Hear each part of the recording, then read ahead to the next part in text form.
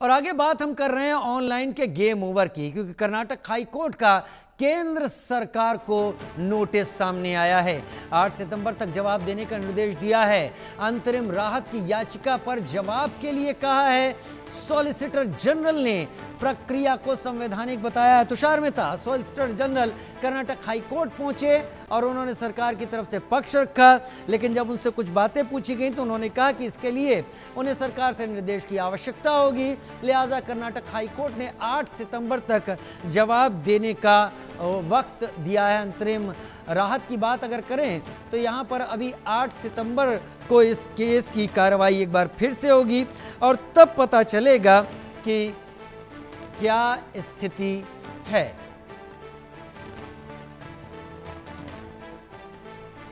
अंतरिम राहत की याचिका पर जवाब के लिए 8 सितंबर तक का वक्त केंद्र सरकार को।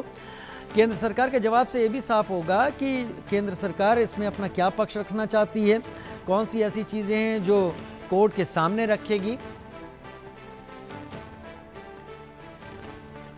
ऑनलाइन गेमिंग को लेकर कर्नाटक हाई कोर्ट में शनिवार को एक अहम सुनवाई हुई।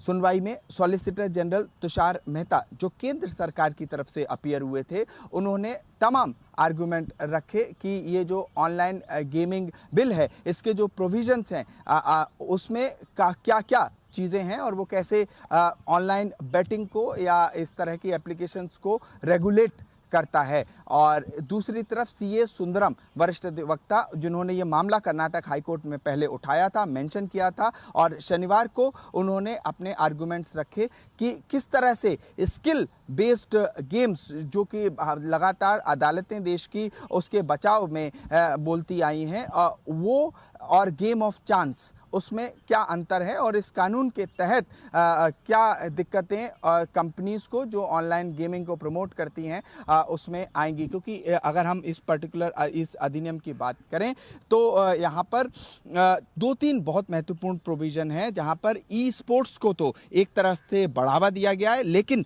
जहाँ मनी इन्वॉल्व है, जहाँ पैसा इन्वॉल्व है ऑनलाइन गेमिंग में, उसको बैन किया गया है।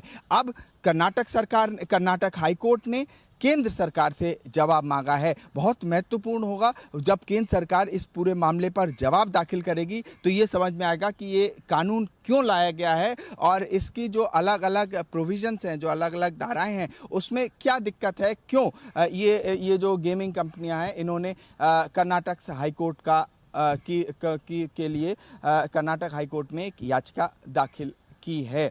और 8 सितंबर को बहुत महत्वपूर्ण कर्नाटका हाईकोर्ट में इस मामले को लेकर सुनवाई होगी। मैं देखना महत्वपूर्ण होगा कर्नाटका हाईकोर्ट क्या कहती है इस पूरे मामले पर ऑनलाइन गेमिंग को लेकर, क्योंकि शनिवार को तो जो प्रिलिमिनरी शुरुआत के जो आर्गुमेंट्स होते हैं वही हुए। डिटेल्ड हियरिंग 8 सितंबर को होने की उम्मीद है। वीडियो जर्नलिस्ट अंकुश के साथ मैं